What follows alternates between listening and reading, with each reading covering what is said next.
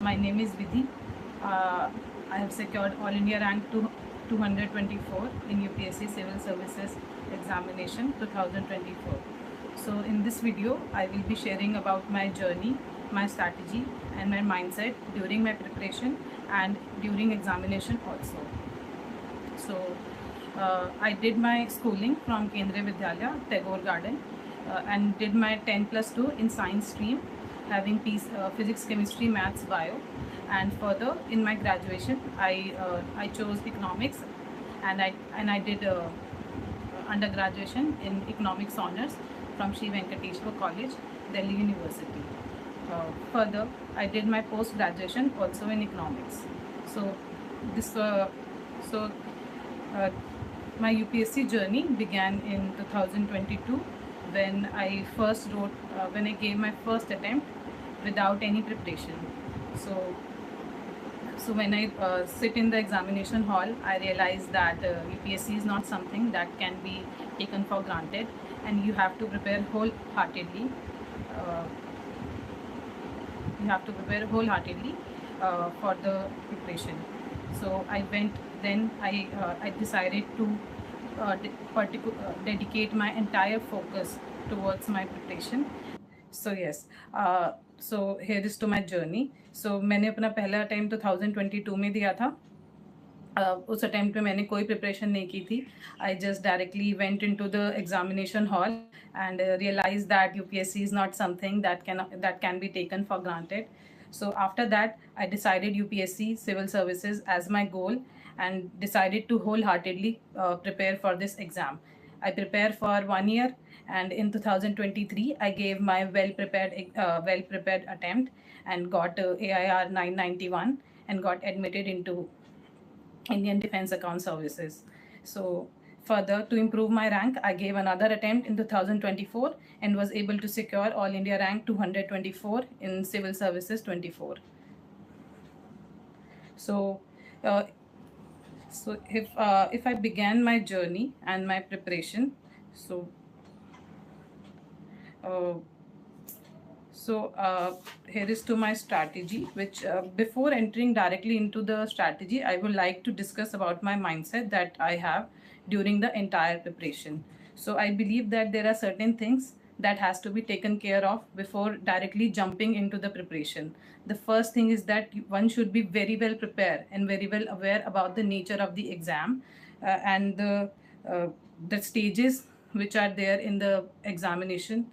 For example, prelims is there, and the nature of the prelims is objective type, and for mains it is subjective, and there is another stage that is personality test, which is a test of your personality and I believe communication skills as well. So there are certain values that I believe that need to be taken care of during a preparation, and which also helps one in their examination during the examination process also. So सबसे पहले I believe that goal setting is very important at micro level and at macro level both. For example, at micro level it focuses on accomplishing daily targets, and on the macro level it is like subject completion. Further, I believe that goal setting is only the first step. The real efforts or the real work lies in putting everyday efforts to execute what you have planned. So the second step is planning and execution. Planning involves आपको daily target set करने हैं, आपको weekly target set करने हैं. जो मैं करती थी, what I used to do is that for 3 days I will be reading only history, or for the next 3 days I will be reading only polity. This is what I used to do. So these were my weekly targets. For example, in a week I have to complete my polity, or in another week I will be completing my economics. But the daily target which I am talking about, it is more about how many, at what time you are doing what, which I believe is very important. Like a very famous book by James Clear, Atomic Habits, it talks about that every small steps build into something larger. So अगर आप daily prepare करेंगे थोड़ा थोड़ा, and you are preparing every day with consistency and with perseverance, you can definitely clear this exam, which is also very helpful in the entire preparation and during the examination process also. Further, planning can also be utilized in the answer writing practices, which I will be discussing ahead. Now, I believe that after planning, execution is very important, and execution is the very important key. आप पहले decision कर लीजिए कि आपको क्या करना है और कैसे करना है, whichever strategy that is helpful to you. आप इनिशियली डिसाइड कर सकते हैं कि सबसे पहले या तो आप ऑप्शनल कंप्लीट करेंगे, या फिर आप अपना जीएस कंप्लीट करेंगे, या आप अपना किसी और सब्जेक्ट को जो आपको पसंद है आप उस पर अपना फोकस करेंगे. अगर आप ऐसा करते हैं तो ये पहला स्टेप है डिसीजन लेने का. बट लेकिन आप कैसे उसको एग्जीक्यूट करते हैं, आप उसके लिए कितना काम करते हैं, वो भी इक्वली इम्पॉर्टेंट है. और एग्जीक्यूशन के लिए there are 3 things that I believe that is very important. First is discipline, second is perseverance, and third is grit. You have to have 3 of them to accomplish your daily targets and your monthly targets, which will help you in clearing this exam very well. Now, ahead I would like to also talk about the motivation and the discipline. The distinction between motivation and the discipline.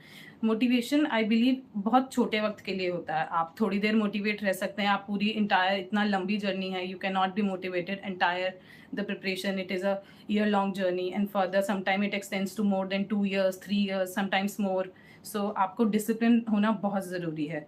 तो after a time motivation might fade away, but discipline builds a system that helps one to give this exam with perseverance, with grit, and help one to come out with the flying colors.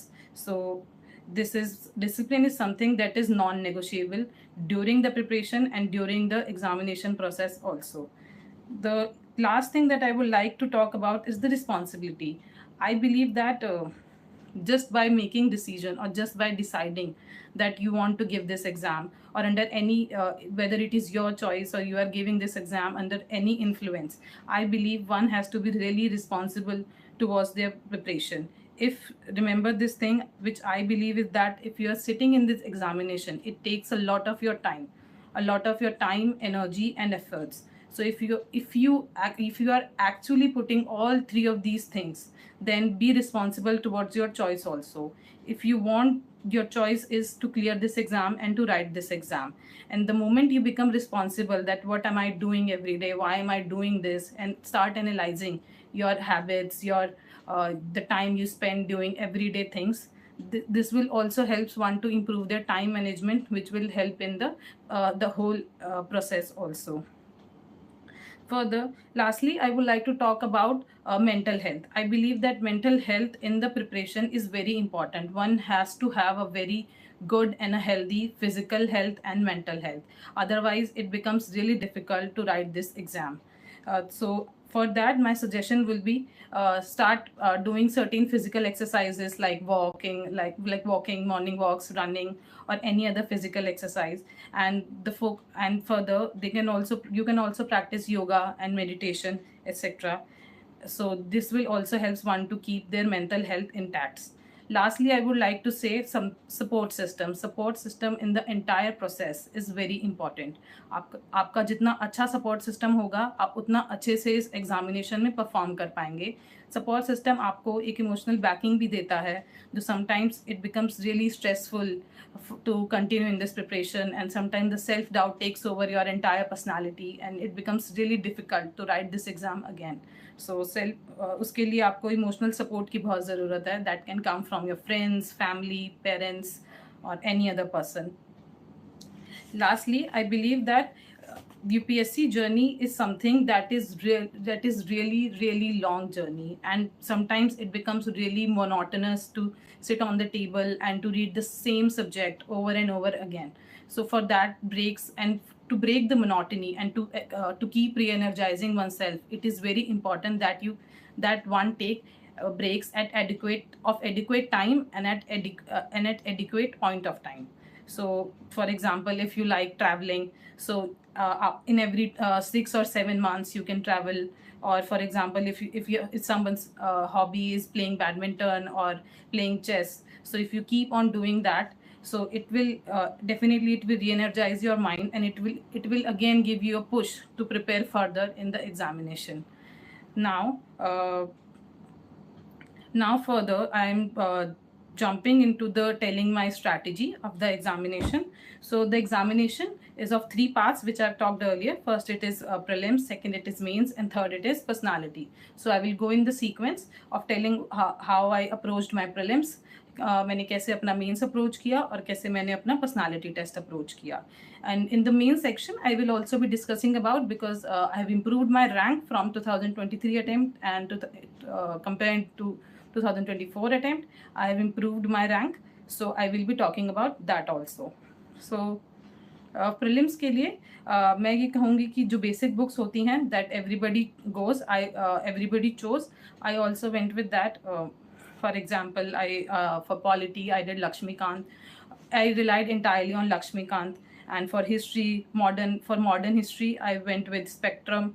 For ancient and medieval, I chose old NCRTs, that is R.S. Sharma and Satish Chandra, and I also chose Tamil Nadu Board's NCRT because I find it really full of facts and other relevant information.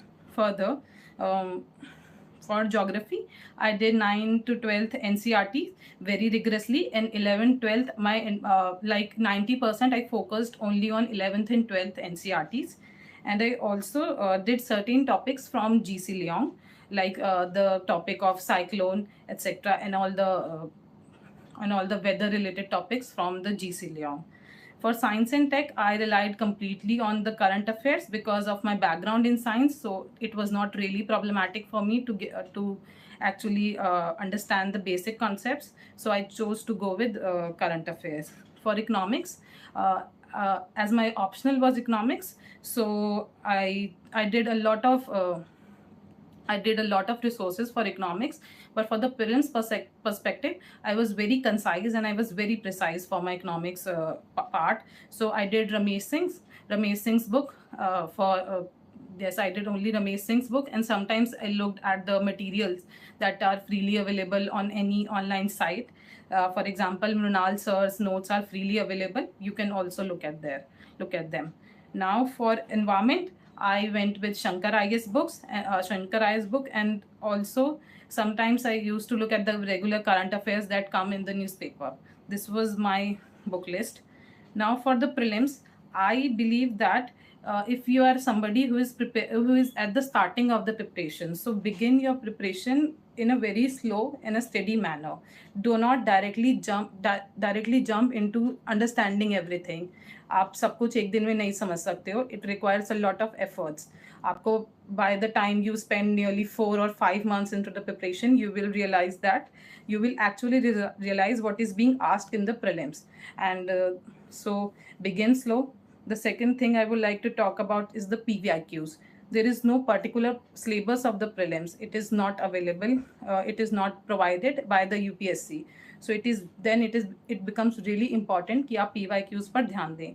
आप जितना अच्छे से PYQ देखेंगे, कहाँ से उनकी themes repeat हो रही हैं, क्या क्या इम्पॉर्टेंट टॉपिक्स हैं, वो कैसे UPSC में क्वेश्चन फ्रेम करने का जो पेपर सेटर होता है उसका क्वेश्चन फ्रेम करने का एक तरीका होता है. तो अगर आप पिछले 5 से 8 सालों के पेपर्स देखेंगे तो आपको रियलाइज़ हो जाएगा कि UPSC सेटर का एक तरीका है, वो कैसे स्टेटमेंट्स फ्रेम करता है. अगर आप धीरे धीरे उनसे समझने की कोशिश करेंगे तो आपको ये समझ आ जाएगा कि क्वेश्चन कैसे फ्रेम होता है. तो PYQs, I believe it is very important. And the third thing for prelims you can do is revision. Revision for prelims is the most important key. There is no point in knowing anything if you cannot recall it in the examination hall. So this is something that I believe wholeheartedly. So I revised any subject as many times as possible before getting into the examination hall. आप जितना हो सके उतना अच्छे से अपने subjects को revise करें. जो भी आपका वीक पार्ट है, जो भी आपका स्ट्रॉन्ग पार्ट है, ट्राई टू मेक श्योर कि आप अपने स्ट्रॉन्ग पार्ट्स में मिस्टेक्स ना करें. फॉर एग्जांपल, अगर आपका पॉलिटी स्ट्रॉन्ग पार्ट है तो इस चीज़ का अच्छे से ध्यान रखें कि आप पॉलिटी में कोई क्वेश्चंस को गलत नहीं कर रहे हैं, या वहाँ पर आपकी मिस्टेक्स एकदम कम है. या फिर आपका इकोनॉमिक्स अगर स्ट्रॉन्ग पार्ट है तो आप वहाँ पर भी अपनी मिस्टेक्स को मिनिमाइज़ कर सकते हैं. लास्टली मैं ये कहूँगी कि आप जो जितनी भी test, lastly about the practicing, so there are so many test series that are available in the market. So आप किसी भी वेल नोन कोचिंग इंस्टीट्यूट की टेस्ट सीरीज ले सकते हैं. जो फ्रीली मार्केट में अवेलेबल होती है आप वो भी ले सकते हैं, या फिर आप किसी भी इंस्टीट्यूट को ज्वाइन कर भी ले सकते हैं जो आपको पूरा सिस्टम बिल्ड करने में हेल्प कर सकता है. आप आप एक चीज़ और भी कर सकते हैं कि आप क्वेश्चन जब आप अपने मॉक टेस्ट दे रहे हों तो कोशिश कीजिए ये समझने की कि आप कहाँ गलती कर रहे हैं और किस जगह पर आप अपने आप सही हो रहे हैं। जब आप अपनी गलतियों को रियलाइज़ करेंगे कि आप मॉक पेपर्स में कहाँ पर गलत हो रहे हैं, तो आपको ये समझ आएगा कि क्या गलती एग्ज़ामिनेशन हॉल में नहीं करनी है। कभी-कभी एग्ज़ामिनेशन हॉल में हम बहुत ईज़ी क्वेश्चन भी गलत कर देते हैं।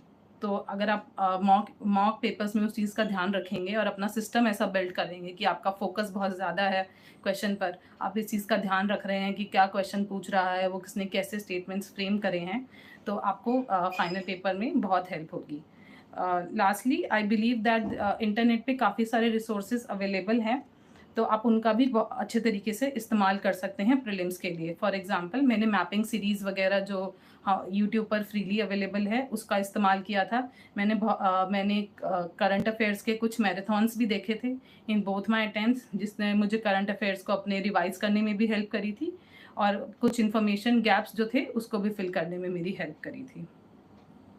Now, lastly, for prelims, one thing I would also like to add that for prelims, I believed in 80-20 ratio, which I believe is now shifted to somewhere around 60-40.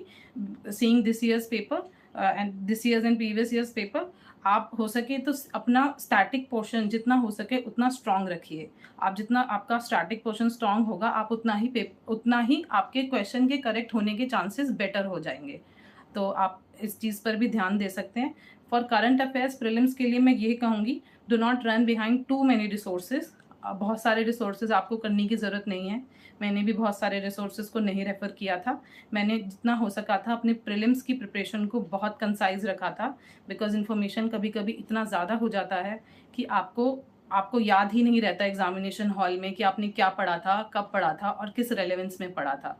तो इसके लिए सबसे बेस्ट एडवाइस यही रहेगी कि आप जितना हो सके अपने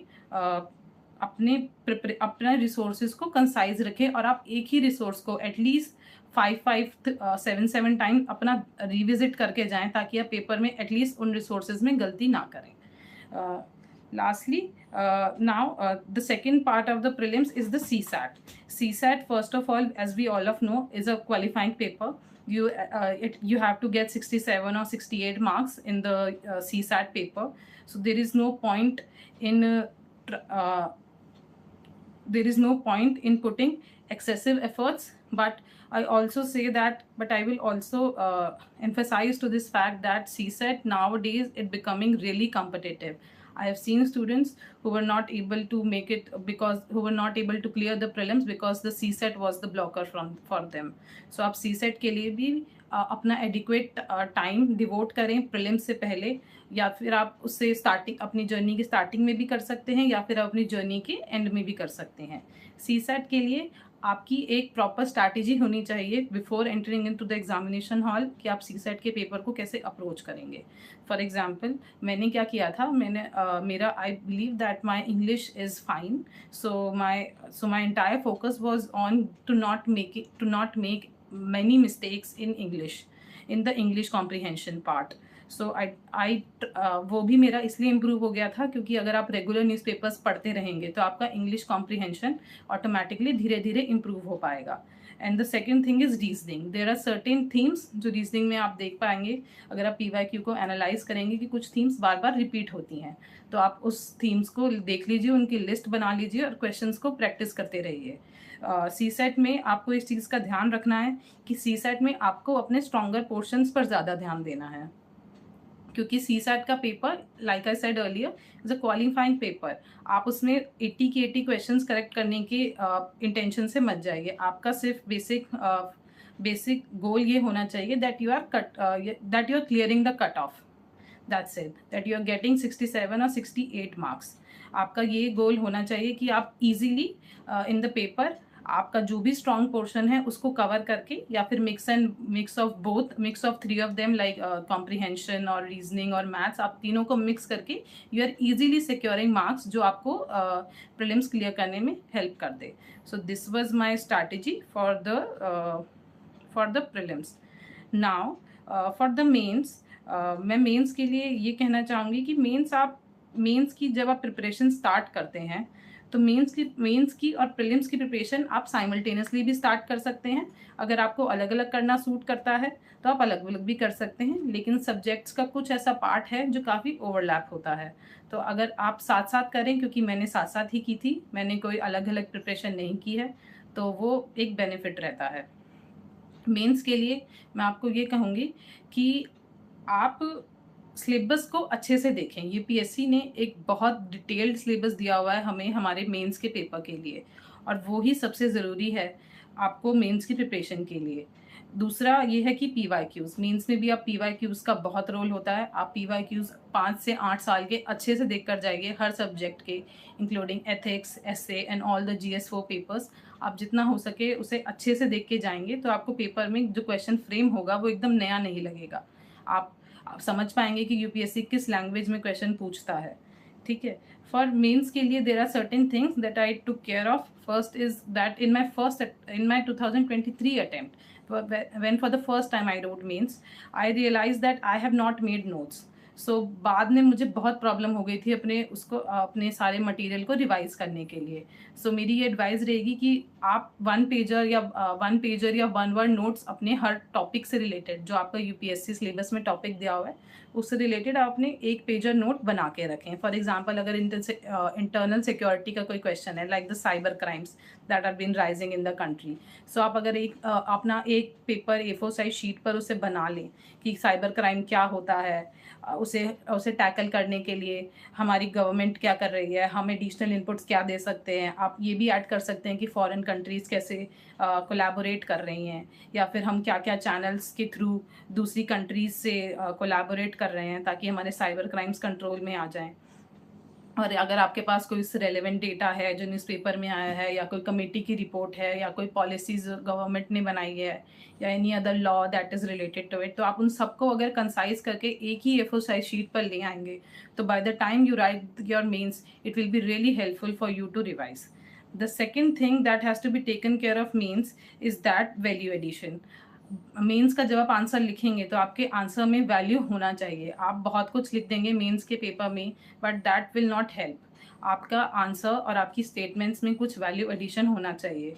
फॉर एग्जांपल, पॉलिटी के लिए आप केस लॉज को रेफ़र कर सकते हैं, या फिर आप किसी आर्टिकल्स जो होते हैं उसको रेफ़र कर सकते हैं। Try to add more and more facts in your answers. Like अगर आप ई गवर्नेंस की बात कर रहे हैं तो उसमें जो गवर्नमेंट के मेजर्स हैं, लाइक द ई वाहन है, या फिर हमारा जो भी e governance digi locker system है, हम जो भी कर रहे हैं ई गवर्नेंस से रिलेटेड, आप डायरेक्टली एग्जांपल्स यूज़ कर सकते हैं। अगर आप रेगुलर न्यूज़पेपर पढ़ रहे हैं तो आपको ये रियलाइज़ होगा कि न्यूज़पेपर में बहुत सारे एग्जांपल्स आते हैं, तो आप उनको भी इस्तेमाल कर सकते हैं। लास्टली मैं एक ये बात कहना चाहूँगी कि आपकी जो मेंस आंसर राइटिंग है उसमें आप एक चीज़ पर फोकस कीजिए कि आपका introduction and your conclusion, it has to be very crisp and it should be full of values. By crisp I mean that आप उसको 20 to 30 वर्ड्स में कोशिश कीजिए कि समराइज कर दें बोथ इंट्रोडक्शन एंड कंक्लूजन। आप उसे बहुत लंबा मत बनाइए। एग्जामिनर को कभी कभी बहुत लंबा इंट्रोडक्शन और कंक्लूजन पसंद नहीं आता है, और वो वर्ड लिमिट भी हमारे जो आंसर्स की वर्ड लिमिट होती है उसको भी ब्रीच कर देता है। आप उस चीज़ का भी ध्यान रखिए। इंट्रोडक्शन के लिए मैं ये कहूँगी, आप अपने इंट्रोडक्शन को यूनिक बनाने की कोशिश कीजिए। आप उसे यूनिक बना सकते हैं by using certain quotes, by using the relevant news that is present, that is happening, by connecting it to something some world affair से आप उसको connect कर सकते हैं, या फिर आप किसी renowned organization की definition यूज़ कर सकते हैं। जैसे मैंने यूनाइटेड नेशंस में जो काफ़ी सारी डेफिनेशन, उसके कन्वेंशंस में काफ़ी सारी डेफिनेशंस दिए हुए हैं, काफ़ी सारी यूनाइटेड कमीशन भी बहुत सारी डेफिनेशंस देता है, तो आप उसको डेफिनेशन यूज़ कर सकते हैं। Similarly you can use data from world bank, from IMF, from any other institute. Further आप ये इस चीज़ को भी रेफ़र कर सकते हैं कि बहुत बार हमें न्यूज़पेपर में हमारे बहुत सारे dignitaries, like our external affairs minister, like our vice presidents, or any other, like our chief justice and other justice of the Supreme Court and High Court, वो भी बहुत बार बहुत सारे statements देते हैं that are of really very important। आप उसको भी यूज़ कर सकते हैं अपने वैल्यू एडिशन को अपने मेंस के आंसर राइटिंग में वैल्यू एडिशन को बढ़ाने के लिए। फर्दर मैं ये कहना चाहूँगी मेंस में आज मैंने ऑब्जर्व किया है कि डायग्राम्स और फ्लो चार्ट्स वगैरह उसका यूज़ काफ़ी हो रहा है, जो आपको sometimes it can be beneficial also, but it cannot be substitute of actual answer writing. Diagrams आप एज जहाँ भी रिक्वायर्ड हो आप प्लीज़ डायग्राम्स का इस्तेमाल कीजिए, अपने फ्लो चार्ट्स वगैरह बनाइए, लेकिन all these things it has to be pre planned. आप एग्जामिनेशन हॉल में डायरेक्टली जाकर अपना अपना डायग्राम नहीं बना सकते हैं। फॉर एग्जाम्पल एथिक्स में diagrams and flow charts are very important, तो अगर आप उसकी अच्छे से पहले ही प्रैक्टिस करते के चले जाएं कि एथिक्स का डायग्राम, अगर एथिक्स से रिलेटेड क्वेश्चन आता है तो मैं क्या डायग्राम बनाऊंगा, या फिर अगर वैल्यूज से रिलेटेड आता है या इंटीग्रिटी से आता है तो आप क्या डायग्राम बनाएंगे, अगर आप वो पहले से ही डिसाइड करके जाएंगे कि आप कैसा डायग्राम बनाएंगे तो आपको पेपर में ये टाइम सेव भी करेगा और आपको एडिशनल मार्क्स भी दिलवाएगा।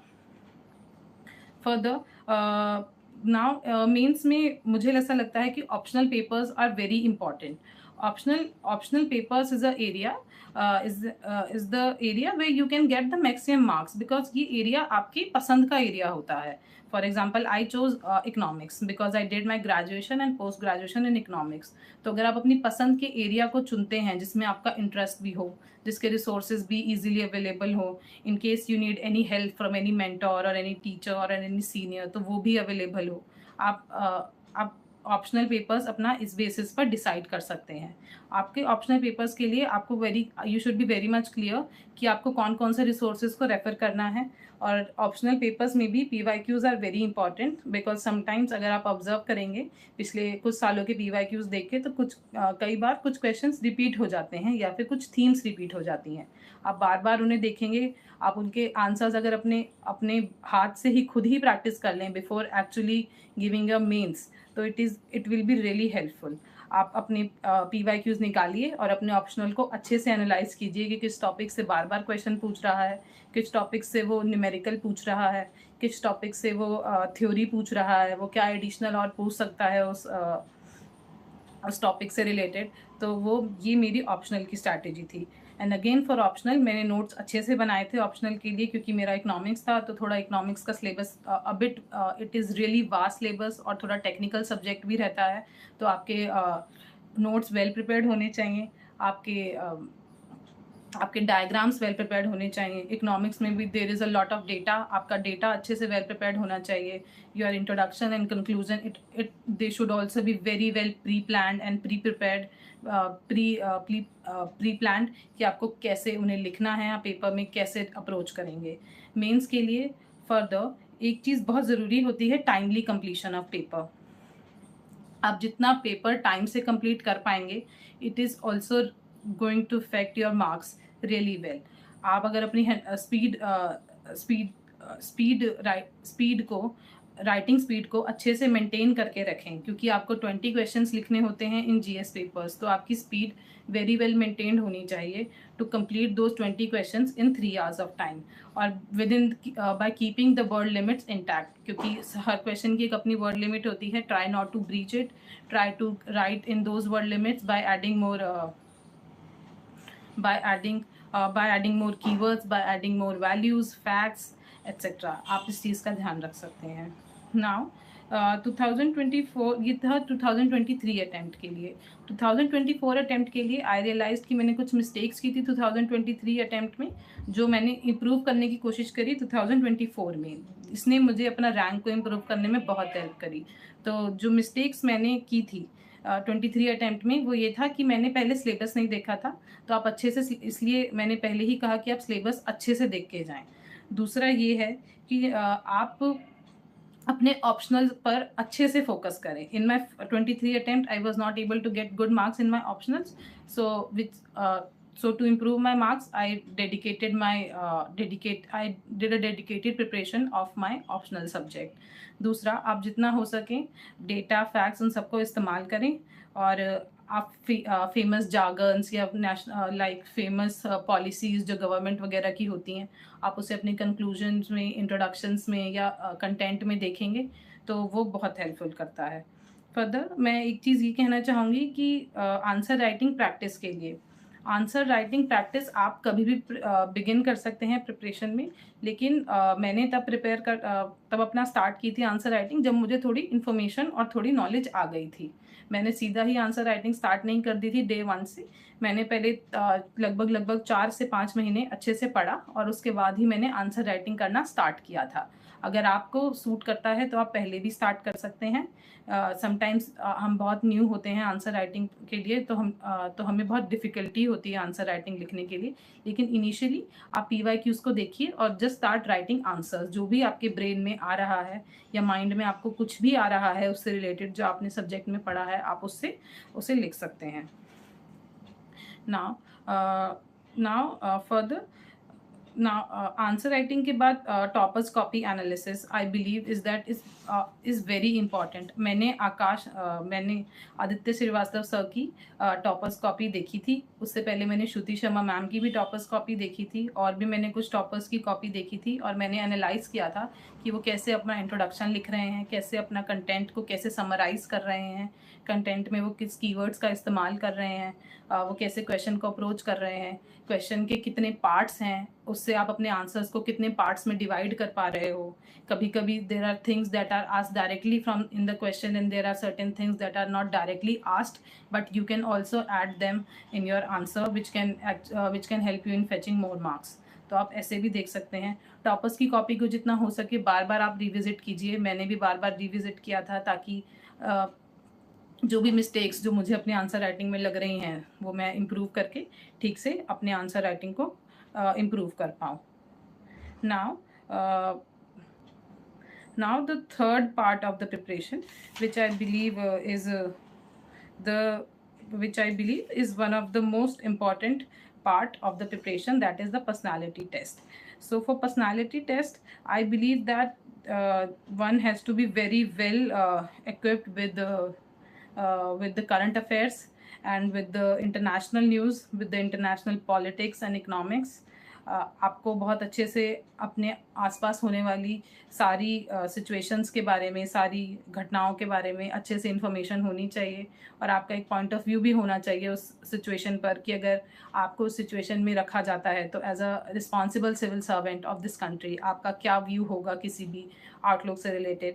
For example Russia Ukraine war काफ़ी वक्त से हो रही है, तो आपकी वॉर से रिलेटेड आपकी क्या अप्रोच रहती है, आप किस टाइप का आपका फॉरवर्ड लुकिंग बिहेवियर है या नहीं, आप टू मच नेगेटिव तो नहीं हैं, आप कुछ वैल्यूज़ हैं जो UPSC की I believe they are very important, like honesty, integrity, तो क्या आपकी पर्सनालिटी में वो वैल्यूज़ वगैरह हैं या नहीं। सो इसका अच्छे से एनालिसिस होता है आपके पर्सनालिटी टेस्ट में।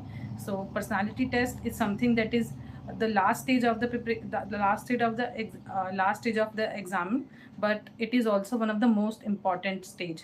तो इसमें आप बहुत अच्छे मार्क्स भी ले सकते हैं अगर आप अपने आंसर्स को समराइज, अपने आंसर्स को कंसाइज रखें, अपनी इन्फॉर्मेशन, आपके पास जितनी भी इन्फॉर्मेशन है, रेलेवेंट इन्फॉर्मेशन है, आप उसे अच्छे से बता पाएँ। आप जो भी किसी भी सिचुएशन से रिलेटेड आपके पास इन्फॉर्मेशन है या आपकी कोई एडिशनल आइडियाज़ हैं जो आप अपना शेयर कर सकते हैं, वो बहुत ज़रूरी होता है।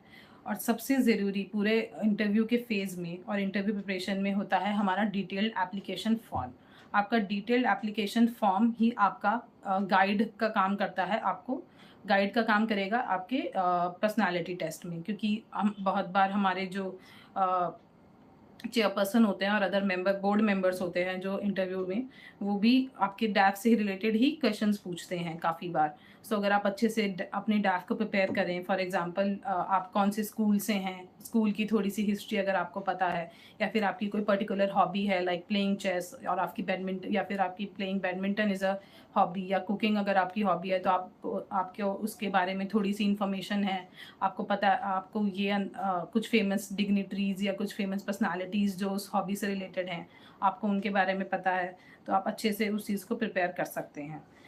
And I also talked about the current affairs. Personality test में करंट अफेयर्स का बहुत इंपॉर्टेंट रोल होता है। आप अच्छे से मैंने 2-3 न्यूज़पेपर्स पढ़े थे, क्योंकि मेरे पास इकोनॉमिक्स ऑप्शनल था, तो मैंने मेन न्यूज़पेपर पढ़ा था, इंडियन एक्सप्रेस पढ़ा था, मैंने हिंदू भी पढ़ा था थोड़ा बहुत इंटरव्यू के लिए, और मैंने मिंट भी पढ़ा था, क्योंकि मेरा इकोनॉमिक्स ऑप्शनल था, तो मैंने अच्छे से मिंट वगैरह को भी रिविजिट किया था। आप भी कर सकते हैं, जो भी आपके ऑप्शनल से रिलेटेड है तो आप उसका भी ध्यान रख सकते हैं। अगर कोई पर्टिकुलर मैगज़ीन आती है गवर्नमेंट की, या कोई पर्टिकुलर रिसोर्स है गवर्नमेंट का, आप उसको भी फ्रीक्वेंटली रेफ़र कर सकते हैं। Now going ahead with my uh, with the preparation. This was my strategy for my entire preparation. I did all these things to get 224 rank this year. This was my strategy. So that's it from my side. In case you want to ask anything, you can ask from me. For all those who are appearing for 2026 attempt और 2027 attempt, मैं उनके लिए ये कहना चाहूँगी कि आप अपनी प्रिपरेशन को जितना हो सके धीरे धीरे स्टार्ट करें। अगर आप 26 अटैम्प्ट में बैठे हैं तो आप बैठ रहे हैं तो आप ये बिल्कुल एडिक्वेट टाइम है। आप अपनी प्रिपरेशन बिल्कुल ठीक वक्त पर स्टार्ट कर सकते हैं। आप अच्छे से अपने जीएस सब्जेक्ट्स और अपने ऑप्शनल सब्जेक्ट्स को कवर कर सकते हैं। आपके पास अभी इनफ टाइम है, आप एडिक्वेट टाइम है, आप अच्छे से रिवाइज़ कर सकते हैं। आप जितना हो सके अच्छे से रिवाइज़ कीजिए, अपने सिलेबस को कंप्लीट करने की कोशिश कीजिए। आप you will come out with flying colours. आप पीवाईक्यूज़ को एनालाइज करने के लिए there is a comment which is asking कि पीवाईक्यू को कैसे एनालाइज करें। तो आप पीवाईक्यू को एनालाइज करने के लिए क्या कर सकते हैं, आप पिछले कुछ सालों के पीवाईक्यू लेके बैठिए। आप देखिए कि उसमें पॉलिटी का कोई क्वेश्चन अगर जैसे आ रहा है तो वो किस टॉपिक से रिलेटेड आ रहा है। फॉर एग्जाम्पल, अगर फंडामेंटल राइट्स से रिलेटेड क्वेश्चन आ रहा है तो आप फंडामेंटल राइट्स के पोर्शन को अच्छे से कवर कीजिए। जैसे अगर राइट टू प्राइवेसी से रिलेटेड आ रहा है, या फिर आर्टिकल 19 से रिलेटेड आ रहा है, तो आप उसको थोड़ा सा प्रिपेयर कीजिए। और उससे जो करंट से जो रिलेटेड अगर उसमें कोई न्यूज़ चल रही है तो आप उसको भी प्रिपेयर कर सकते हैं।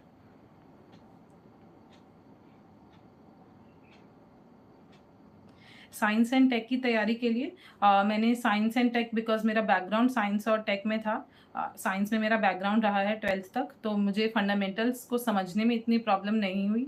लेकिन कुछ जगहें थी जहाँ पर मुझे फंडामेंटल्स को समझने में एफर्ट्स लगे, like the internet of things that is coming, like certain biotechnology related topics and certain artificial intelligence related terms. तो अगर आप वो करंट अफेयर्स के साथ ही कवर करते रहेंगे by reading of regular newspaper, या फिर आप किसी भी रिनाउंड इंस्टीट्यूशन की मैगजीन को कवर कर रहे हैं, तो उसमें साइंस एंड टेक का पोर्शन अगर आप अच्छे से करेंगे, तो this was my science and tech preparation, this is what I did.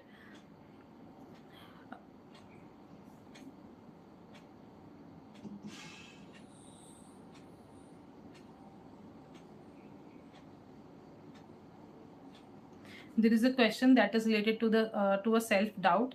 And आप जो सेल्फ डाउट, और आपको कभी भी ऐसा लगता है कि अगर आपकी प्रिपरेशन पूरी नहीं है, तो इसके लिए मैं कहना चाहूँगी कि आपको कभी भी पूरी प्रिपरेशन के दौरान and even after clearing the paper, आपको कभी ऐसा नहीं लगेगा कि, क्योंकि सिलेबस इतना बड़ा है कि आपको कभी नहीं लग सकता कि आपने सब कुछ कवर कर लिया है।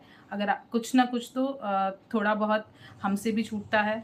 सारा सिलेबस कवर करना इतना मुश्किल हो जाता है कभी कभी।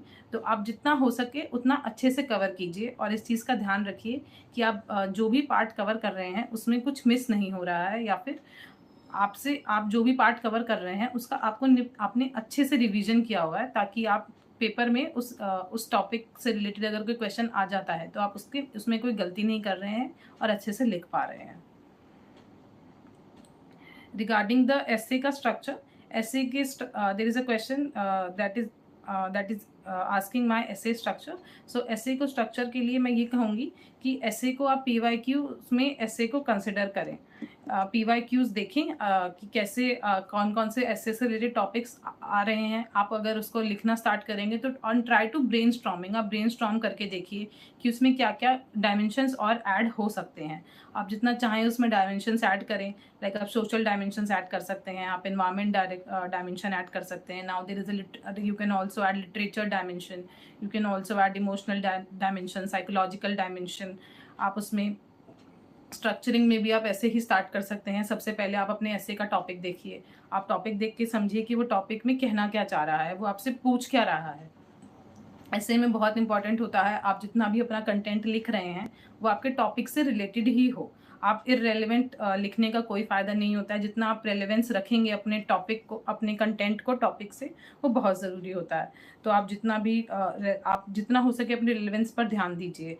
फर्दर ऐसे में आप ये भी कर सकते हैं, आफ्टर कभी कभी ऐसा होता है कि कोई टॉपिक है, उसके 2 डायमेंशंस निकल रहे हैं, one is positive and the other is negative. So you can also begin by explaining what the topic is, then telling about the positive aspects of the topic. आप उसको समझाएं. For you at the end you can also discuss certain negative, so that is being asked. आप ये भी कर सकते हैं. और ऐसे में आप जितना हो सके अपने ऐसे को इंटरेस्टिंग बनाइए by adding certain stories, by adding poems, quotations, by adding use of certain books material, like for example man search for meaning. उसमें भी काफ़ी सारे चीज़ें हैं जो आप यूज़ कर सकते हैं अपने एसेज में रेलेवेंट जगहों पर. ऐसी बहुत सारी किताबें हैं. या फिर आप किसी पर्सनालिटी की बायोग्राफी से अगर कुछ इंस्टेंस कोट कर सकें, या फिर आप किसी भी टेक्स्ट से रिलेटेड, या फिर आपने कोई भी अगर जीएस में कोई ऐसा एग्जाम्पल पढ़ा है जो आप यूज़ कर सकें. या फिर आप पद्म भूषण, पद्म विभूषण हमारे जो कंट्री में होते हैं, या फिर पद्मश्री, उनकी लाइफ स्टोरी से रिलेटेड, या उनकी कोई भी ऐसा कुछ उनका वर्क है जो उन्होंने किया है, आप उसका भी इस्तेमाल कर सकते हैं एज एग्जाम्पल्स एसेज में.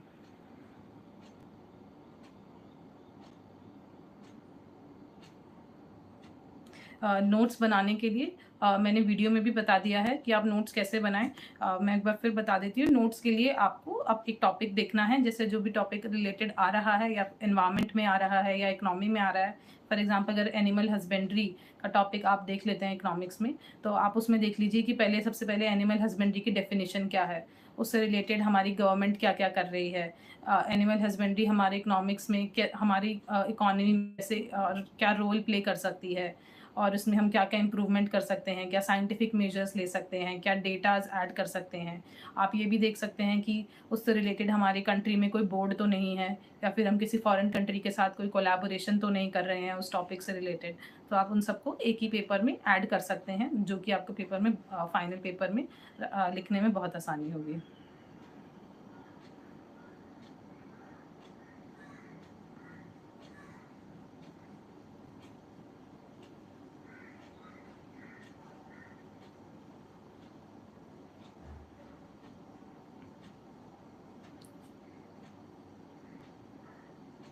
आप regarding the multi dimensional aspect of answer writing, उसके लिए मैं यही कहूँगी कि मल्टी डायमेंशनल आप अपने आंसर को तब बना सकते हैं जब आपके पास अच्छे से इंफॉर्मेशन हो किसी भी टॉपिक से रिलेटेड. और उसका आप फिर पॉलिटिकल साइड लिख सकते हैं, आप उसका सोशल साइड लिख सकते हैं, आप उसका इकोनॉमिक साइड लिख सकते हैं. आप उसमें और भी साइड्स ऐड कर सकते हैं, like how it will impact the particular section, और हमारे इंटरनेशनल रिलेशंस पर उसका क्या इम्पैक्ट आएगा. या फिर आप उसको पास्ट या हिस्टोरिकल एस्पेक्ट से भी कभी कभी कंपेयर कर सकते हैं कि हमारी कंट्री में या किसी और कंट्री में ऐसा कुछ इंसिडेंट्स पहले हुआ है, और हमने उससे क्या हमारी लर्निंग्स रही हैं, या फिर क्या हम और लर्न कर सकते हैं, हम कैसे इम्प्रूव कर सकते हैं. आप वो सब अपने आंसर्स में लिख सकते हैं उस आंसर को मल्टी डायमेंशनल बनाने के लिए.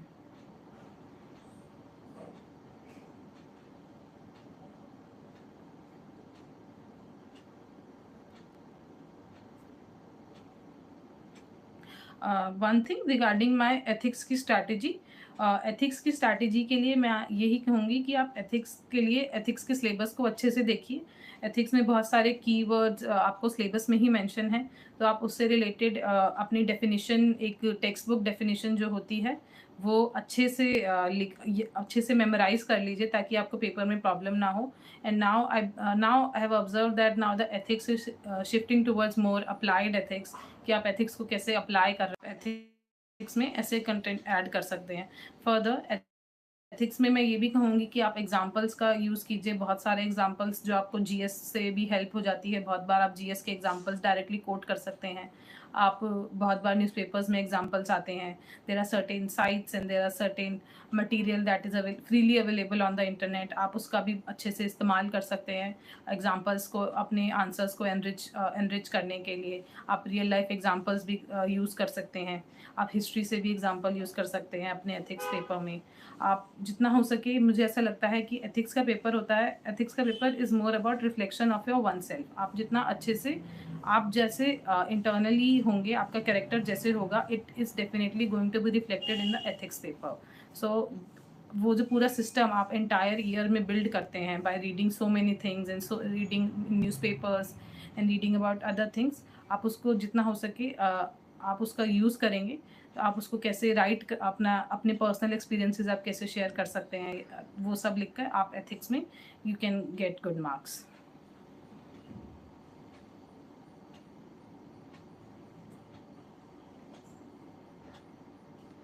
uh, regarding my interview experience, one thing that I would like to share is that the true interview जो आपका होता है और मॉक इंटरव्यूज जो होते हैं उनमें कई बार काफ़ी डिफरेंस रहता है, कई बार वो काफ़ी क्लोज भी हो सकते हैं.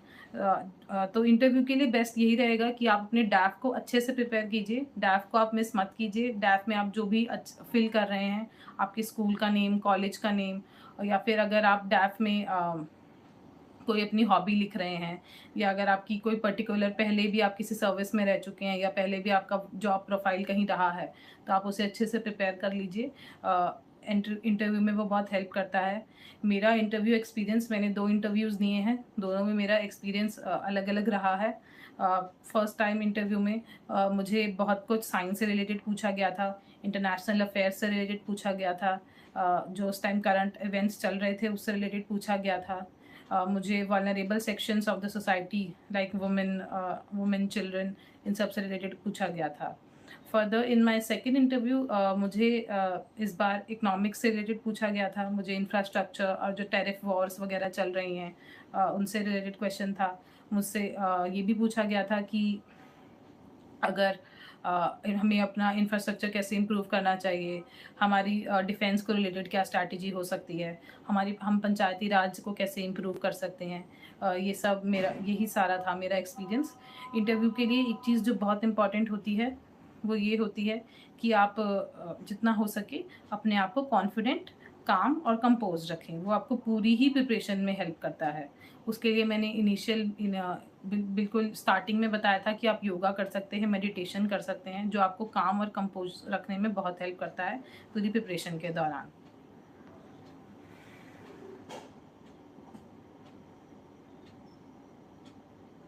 सिचुएशन बेस्ड क्वेश्चन को आप आंसर कर सकते हैं by looking at various situation and by understanding कि अगर आपको किसी भी सिचुएशन का कोई क्वेश्चन आता है तो उसमें आपको कौन सी पोजीशन दी गई है.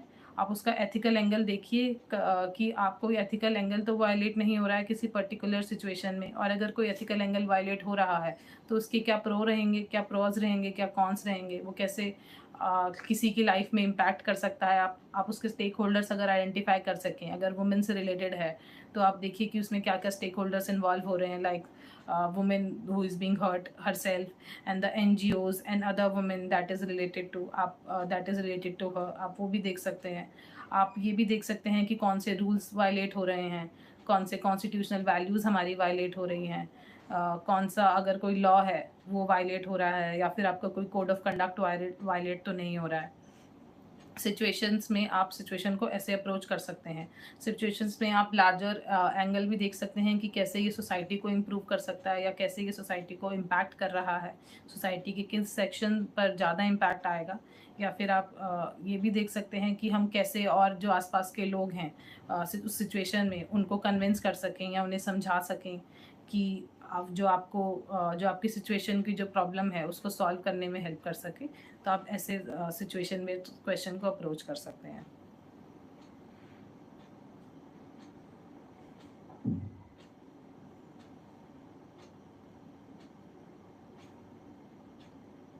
So regarding the timetable, one thing I can say is that timetable is very important. ये आपको डिसिप्लिन रखने में भी हेल्प करता है. आप अपना टाइम टेबल एक फ्लेक्सिबल टाइम टेबल आप बना सकते हैं जो आप फॉलो कर पाएँ. आप किसी से इन्फ्लुएंस होकर मत बनाइए, आप अपना टाइम टेबल अपने हिसाब से बनाइए. जो भी जैसा भी टाइम आपको वर्क करता हो, मॉर्निंग का, इवनिंग का या दोपहर का, जैसा भी आपको वर्क करता हो आप उस हिसाब से अपना टाइम टेबल बना सकते हैं. जैसे मेरा नॉर्मल टाइम टेबल था, not too early, not too late. I used to follow a normal timetable where I used to wake up at adequate time around 7, and then I used to study after that from 8:30 or 9 o'clock in the morning. I used to sit and study an entire day. I used to have adequate breaks मैं time time पर break लेती थी, lunch breaks होते थे, tea breaks होते थे, और भी अगर मुझे लग रहा है कि मैं थक गई हूँ या फिर मुझे थोड़ा बोरिंग लग रहा है या मोनोटोनस लग रहा है, तो मैं 5-10 मिनट्स का ब्रेक ले लेती थी। लेकिन ब्रेक्स बहुत लंबे भी नहीं होने चाहिए कि आपको बिल्कुल ही प्रिपरेशन से अलग ले जाएँ। आप छोटे-छोटे ब्रेक्स रखिए जो आपको री-एनर्जाइज़ टाइम एंड अगेन करते रहें।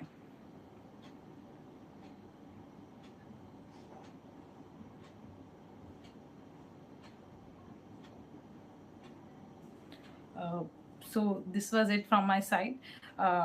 एट द एंड मैं यही कहूँगी कि please have faith in your self, prepare well, have faith in your preparation, have have faith in your have faith in your understanding of the subject. आप अपने ऊपर trust कीजिए, आपने जो प्रिपेयर किया है पर ट्रस्ट कीजिए, और अपने आप को एक काम और एक कॉन्फिडेंट पर्सन की तरह एग्जामिनेशन हॉल में लेकर जाइए। अपने ब्रेन को कूल रखिए, अपनी अपनी आपको जो भी इंफॉर्मेशन है या जो भी आपने प्रिपेयर किया है उसे अच्छे से रिवाइज करें। ये आपको बहुत हेल्प करेगा एग्जामिनेशन हॉल में। So thank you very much for inviting me and for giving me this opportunity to share my experience on the platform. I would like to wish all the very best to all those who are appearing in this year's mains and in future attempts. All the very best. Keep working hard and keep shining. Thank you.